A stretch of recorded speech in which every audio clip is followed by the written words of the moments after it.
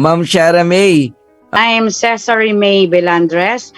I'm a full-time medical technologist. I have my own laboratory. And I'm proud to say na itong Live Good is part-time ko lang talaga. Ano yung nakita mo kay Live Good or difference nito sa mga dati mong experience? Ang Live Good is, kita ko lang is nakakaiba siya sa lahat ng networking.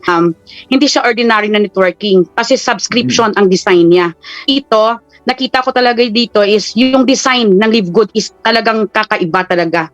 Real talk po kasi ako kasi I'm not a networker. I'm a full-time medtech. Wow. Napakaliit ng network ko.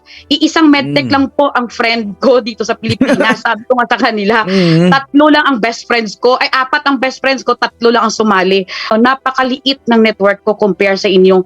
Kung ako na full-time ako sa laboratory, ang sure ko lang sa Live Good is napakaganda ng company. Kapag-generate ako ng income na from March 11 to April and end ng April naka 152,720 ako, full time ako na nag-work. Sabi ko ang dami-daming networking na mga business ang dumaan.